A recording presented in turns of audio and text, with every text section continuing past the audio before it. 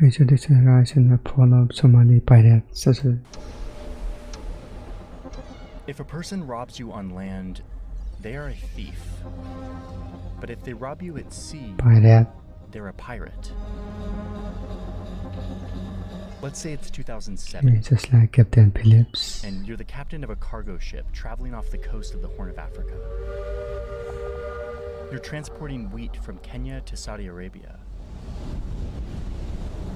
When you look out at the ocean and you see these guys, they come at you quickly, just a small speedboat of them, and soon they're right up against the side of your ship.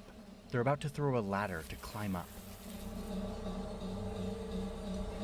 You run using footage from Captain Phillips. into the ship's citadel or safe room and you call the Coast Guard. Or maybe you try to spray them with this water hose to scare them away. But it's too late. They've now climbed on board. They're rounding up the crew. They're going to hold you hostage and demand a ransom of millions of dollars for anyone who will pay. The shipping company, your home government, your family, doesn't matter. And if you don't give them the money, you'll be held in captivity, starving, maybe even tortured for days, weeks, months, even years. If there's no answer to payment of the ransom within 3 days, then the kidnappers here will sell me to Al-Shabaab. This happened hundreds of times. Yeah. This is what a typical hijacking in this region looked like in the early 2000s, where by the end of the decade, hundreds of piracy incidents were reported every year, and they were still just getting started. So they're increasing more and more. So let me show you how the Horn of Africa became the epicenter of modern-day piracy, and how what started as Somali fishermen defending their waters turned into an organized criminal network. This is the rise and fall of Somali pirates. Off the Somali coast where those pirates attacked that vessel.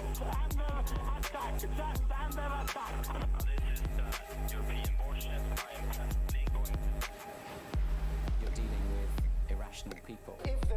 Aggressive electronic music, by the way. Against the war, I don't know what they are able to do. Okay, Pirates aren't one thing. They've always existed. As long as there's been international trade on the ocean, there have been pirates. Sailors who utilize the expanse of the open ocean to rob and steal and run sophisticated businesses. Just like One Piece. If you haven't seen CGP Gray's deep dive on pirates, go watch it. It's a two-parter. Pirates are everything from Norse sailors who raided other ships on the high seas to the famous pirates of the Caribbean like Britain's Blackbeard, who stole a French slave ship and souped it up into the ultimate pirate vessel. Pirates were poor men who were looking for money and social mobility. Some of them were looking for fame and glory and power in a time where seafaring men had little status or opportunity in society. We've romanticized them, we've caricatured them, and we idealize them as legends and myths of the past. But piracy never fully went away. It still very much exists today. Yeah, they are definitely. Here's a map Definitely not a myth. of all the piracy incidents over the past 40 years, at least the reported ones. From Indonesian pirates hijacking cargo ships in the Strait of Malacca, to Bangladeshi pirates holding fishermen hostage in exchange for ransoms, all the way to West Africa, where Nigerian pirates steal oil off huge tankers and sell it on the black market. But most of the dots on this map are right here, the gateway to the Suez Canal, one of the Why don't they have like guards now on the cargo ship? highways of global trade, off the coast of a country where piracy uniquely could thrive. The government of Somalia collapsed in the early 90s. The country fractured, and instead of a central government, local clans started to control patches of the country. There was no real government to regulate this 3,000-kilometer coastline, the longest coastline in Africa. As a result, huge fishing boats, mostly from Iran and Yemen, took advantage of this free-for-all, swooping in to these unregulated Somali waters to fish. These foreign fishers would steal hundreds of millions of dollars of seafood every year with nets that tear up the seafloor, destroying the ecosystem and depleting the fish stock in the process. This illegal fishing by foreign vessels started to outsize the catch of locals whose water this was. Local Somali fishermen with their tiny boats couldn't compete, and soon this illegal foreign fishing eclipsed the catch of local Somalis. Around the same time, companies from Switzerland and Somali's former colonizer Italy were illegally paying corrupt factions of the Somali government They are taking out the pieces from the water. take their toxic waste, some of it even being radioactive. Tons of this waste oil ended up in spill. both Somalia's land and water, which would go on to have significant effects on the health of local communities. So, it's the 1990s, and between the illegal overfishing and the waste dumping, Somali people's main livelihood is being pillaged by foreigners, and they don't really have a government to help them out, to protect them. So some Somalis decided to fight back. An American cargo ship taken over by pirates. Somali fishermen got together and they formed an ocean militia. Some would call themselves the Coast Guard, and they would use these tiny boats to chase down foreign fishing vessels and demand that they pay a fine. Some experts have called this subsistence piracy, because it was piracy, but it was also kind of fishermen defending their livelihood from predatory foreigners. And at first, it was rare. I mean, if you look at the data, you just see a handful of successful incidents every year. Oh, and they were pretty basic too. Like in one of these early incidents of Somali piracy, back in like 1994, you've got this wooden boat full of 26 Somali men claiming to be the Somali Coast Guard. And they go up to a shipping vessel and they get on board. They like hijack it for 5 days, but realize they can't really do anything, so they just steal as much as they can from the cargo ship and just go on their way. And how much they can get even. Yes, this was piracy, but it was super basic and kind of harmless. It was a bunch of locals filling in on the power vacuum left by their non-existent government. And this is how it was for a long time. Loosely organized gangs of armed Somali men climbing aboard cargo ships or fishing vessels, intimidating the crews to collect fines, or sometimes asking for informal license fees for fishing in their waters, even though they didn't have any authority to give out licenses. They did it to get money, to basically be like, if you're going to fish in our waters, you need to pay us. And the rest of the world didn't really know about this. It like wasn't big enough news for anyone to care. But that would soon change. Now they have weapons.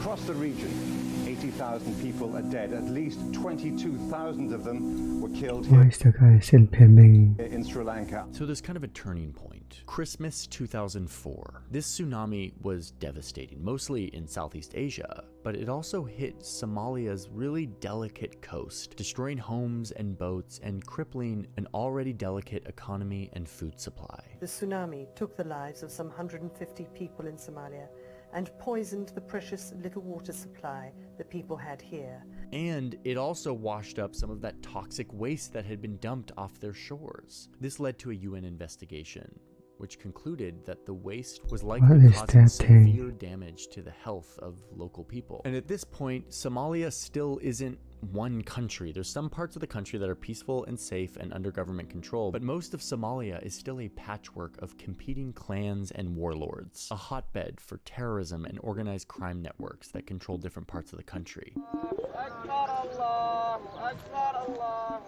And piracy, this thing that started off as an informal Coast Guard, was maturing in sophisticated ways.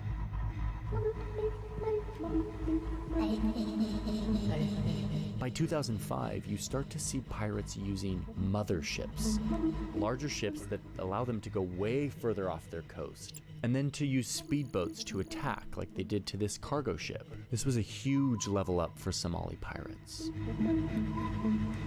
These motherships started to be equipped with radar, which allowed the pirates to have new ways of detecting their prey. You start to see them have GPS systems or satellite phones to communicate.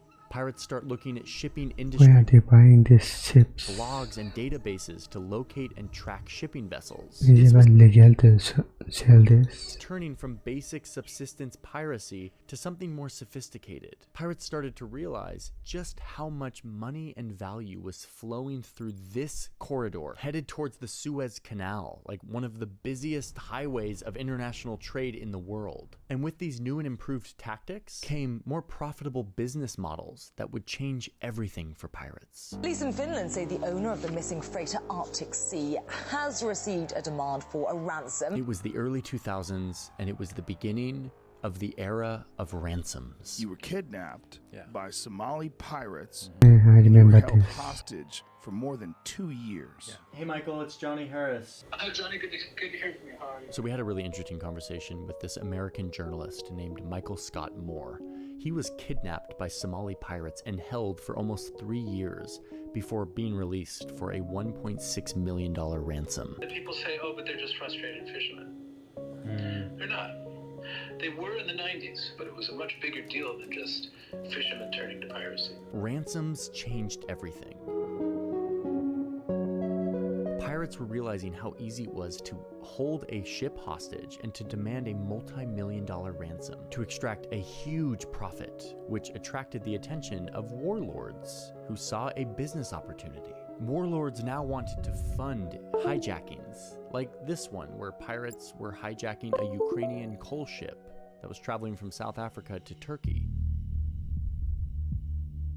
They could hold it hostage and release it only in exchange for $700,000, which is what they got. Or another instance where pirates riding on speedboats captured this Japanese ship and its 20-person crew, holding them hostage until somebody coughed up $2 million. There was investment in these pirate operations because there was a return to be had. And by 2007, around Investment. 30% of the world's pirate attacks occurred within this circle.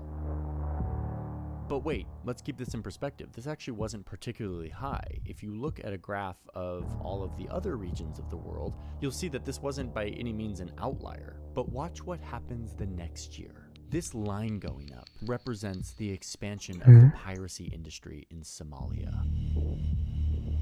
There was way too much money to be made here, and warlords were getting better and better at investing in and Wait, running don't they have like guards in this? pirate Ship. businesses. By 2009, this body of Cargo water off of ships. Somalia was home to nearly half of all piracy incidents on Earth. And look at this graph of the average ransoms paid. In 2008, the average ransom was $1 million.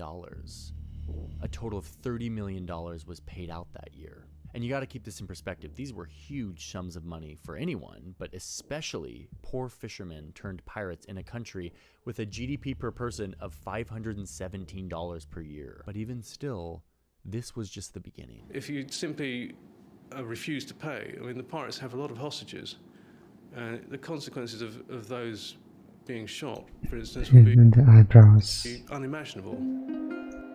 All of this influx of ransom cash kicked Nice. off a pirate economy cycle, where pirates would attack a ship, hold the crew hostage, and get paid a high ransom. They would bring this back to the clan leader warlord who funded them, which would make that person rich and allow them to invest in bigger boats and more guns and recruiting more young men and appeasing the local coastal communities who would support them, which they would use to hijack more ships in more sophisticated ways. And it repeated and repeated, getting more and more sophisticated and dangerous each time. So a businessman who gets to be so rich that he needs to protect his business interests with gunmen, that's a warlord.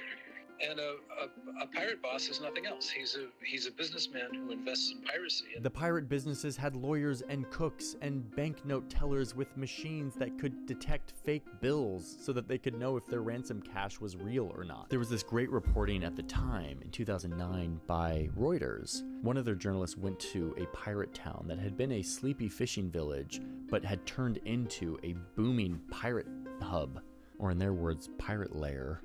What Reuters found was that this economy was so booming that they had created a stock exchange where any local in the town could invest what they had into a piracy business. There were dozens of these piracy businesses, and you can invest in the one that you think is going to go get a successful ransom by hijacking a international shipping vessel, and people made a lot of money. One local said they made investing in a stock or something. $75,000 in just a couple months because they had made a good bet on the right pirates. Pirate bosses were not just, top pirates. They were investors who had a portfolio of businesses. What is this mic? These pirate businesses would in turn support these communities, help fund the schools and the hospitals in order to curry favor with the locals to make sure that they would support them running their businesses. But the people who were really getting rich here were mostly the clan leaders, the warlords, who were building massive villas and buying luxury cars and throwing lavish drug-laden parties. This was no longer the DIY Coast Guard. This was now lucrative, organized crime. And yet, some of these pirate groups still tried to make a moral case as to why they were justified in doing this. Saying that this wasn't piracy, this was retaliation for all of the exploitation of Somali waters by foreign countries. It doesn't have anybody giving to the community, and then this in a 2008 hijacking of a Ukrainian vessel. When these pirates demand $8 million, claiming that they would use the money to clean up the toxic waste that European companies had dumped in their waters. Yes, European companies have dumped toxic waste in Somalia. Were these pirates actually going to use the $8 million to clean that up? Probably not. At least that's what we found in our reporting. A lot of the moralistic, like Robin Hood narrative became really thin once warlords got involved and once they demanded a return for their investment. And you just start to see how thin this moral argument is when pirates start boarding ships and just shooting crew at random to show how serious they were and to increase the likelihood of getting a high ransom payout. Unfortunately, there is one seaman from mainland who was killed by the Somali pirates. Or when they started hijacking UN ships that were full of food and medical aid meant for Somali people. The ship apparently was bound for Mombasa, Kenya, and the shipment included vegetable oil, corn, soy blend, and other basic food commodities bound for their own land. countries including Somalia, Uganda, and Kenya. This was about money and power, and it was able to thrive because of a country that didn't have a government that actually controlled the country. By 2011, there were 237 piracy incidents here. Over 1,200 hostages were taken that year. 35 of them died while in captivity. This was becoming more and more deadly and more lucrative. Let's go back to that graph of the average ransoms that were paid. You can see it grow up to around $5 million for the average ransom. The total number of ransoms paid in 2011, $150 million. It's getting wild. It was getting out of hand.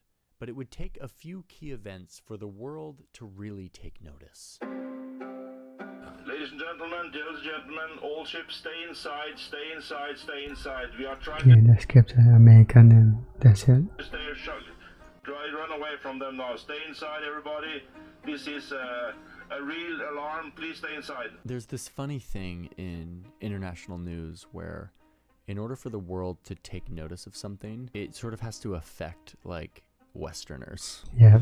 And that's no different with pirates. There was this one incident in fall of 2005 where a group of pirates showed up to a luxury cruise ship. It was full of Western tourists. They hit us with rocket grenades, RPGs, and there was a woman in her cabin, and she was fortunately in her bathroom, but a rocket grenade went right through and blew the whole cabin out.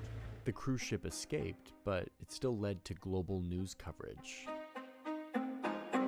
Another incident was in 2008 when a Ukrainian ship was hijacked by these pirates. Little did these pirates know, they had just stumbled upon a shipment of tanks and grenades and ammunition bound for Sudan. They were demanding $35 million to give it back, holding the crew and the ship hostage. The US and Russia both freaked out here, and they sent in their navies to monitor the situation to make sure the pirates were it's not doing well. In the end, the pirates agreed to a $3.2 million payout, and the secret weapons shipment continued onward. It was a big scare, and it was so bad. 3.2 million per day. Waking the world up to how big of a deal this was becoming. But the biggest event happened a few months later. A U.S. container ship was traveling from Oman to Kenya when 4 pirates boarded and hijacked the ship, holding the crew hostage and demanding $2 million. The U.S. government has a firm policy that it doesn't negotiate with hostages, but what they do is send in their military. So after 4 days, the Navy SEALs arrived. Just like Captain Phillips there. With snipers. They shot 3 of the 4 pirates and rescued the crew. It was an incident that was later depicted in this Tom Hanks movie. Yeah, there you go.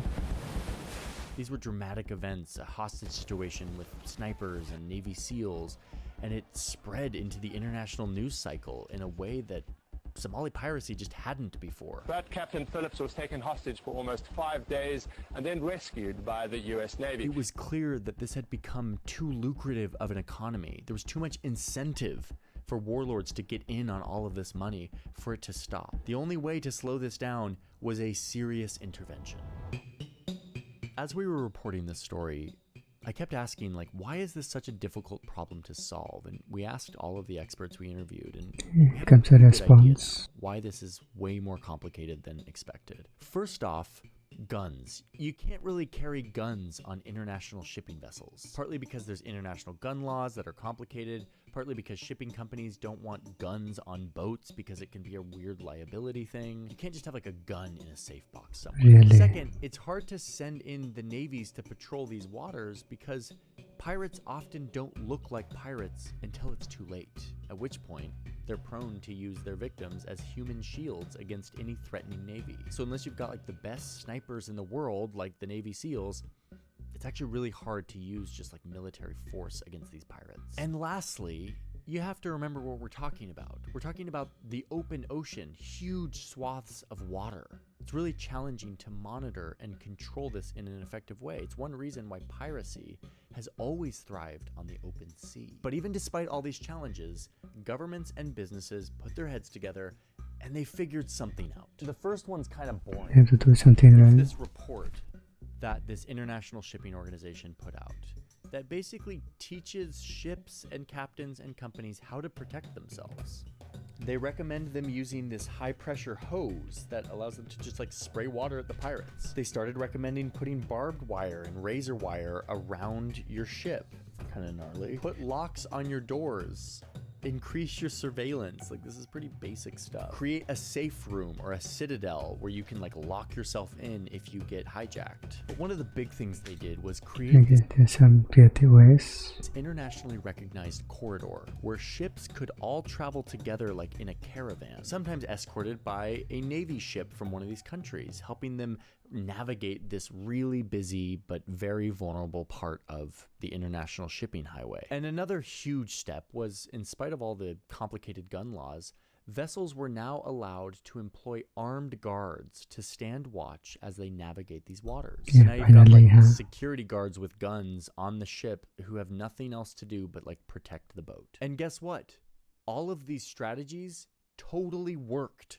I mean, look at this graph. After its all-time high in 2011, hijacking incidents plummeted because of these interventions.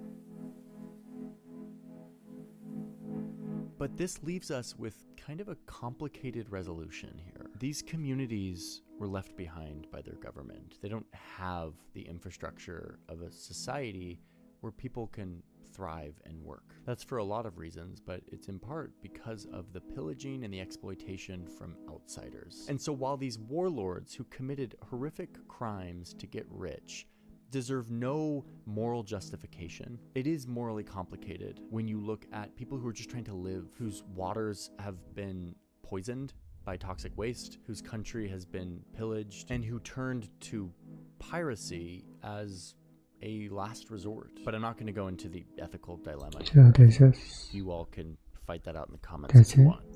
I'd love to see what you have to say. The fact is, piracy was solved in the Horn of Africa because of these interventions, at least for the most part. But just as Somali piracy that's was a good thing, right?